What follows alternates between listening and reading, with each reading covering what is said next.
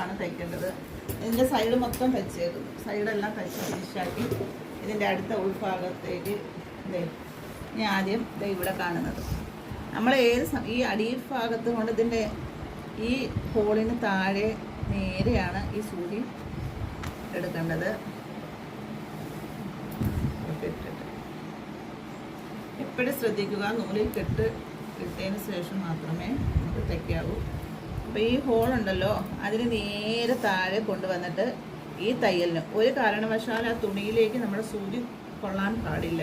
അങ്ങനെയാണെങ്കിൽ വെള്ളം വന്ന് വീണ് അത് പൊത്ത് ചീത്തയാവും.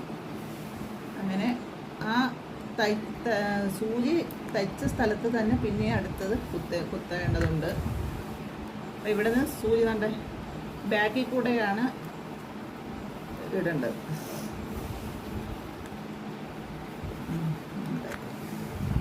സൂചി ഇങ്ങനെ നേരെ ഇടല് തിരിച്ചിടണം. തിരിച്ചതിൻ്റെ ബാക്കിൽ കൂടെ വേണം ഈ ഹോളിലോട്ട് കയറ്റി ഇതിൻ്റെ അടിഭാഗത്ത് നിന്ന് ഇങ്ങനെ ഇറക്കണം. ഇറക്കിയതിന് ശേഷം 3 തയ്യൽ തയ്ക്കണം. അതിന് ശേഷം നൂലെടുത്ത് ഇതിലേക്കൂടെ ബാക്കിൽ കൂടെ കയറ്റി ഇട്ടിട്ട് ഇറക്കണം. ഇതിനൊക്കെ കുരുങ്ങാനൊക്കെ സാധ്യതയുണ്ട്. അപ്പം നമ്മൾ അതിനെ പിടിച്ച് നേരെ ആക്കിയിട്ട് ഇങ്ങനെ വലിച്ചാൽ മതി. റെഡിയായിട്ട്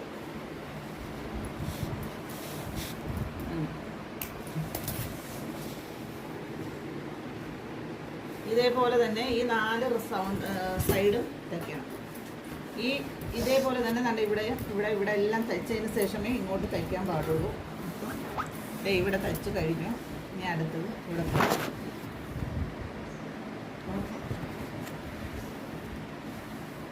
ഇനി തയ്ച്ചിട്ട് മതി.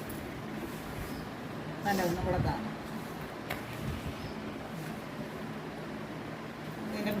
സൂചി ബാക്കിൽ കൂടെ എടുക്കണം. അതിന് ശേഷം നമ്മൾ ഈ തയ്ച്ച തയ്യലിൻ്റെ കൂടെ തന്നെ അടുത്ത് സൂചി ഇടാവും.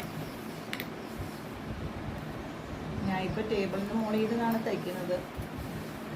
തറയിരുന്ന് തയ്ച്ചാലും നല്ലതാണ്, പറ്റുന്നവർക്കാണ്.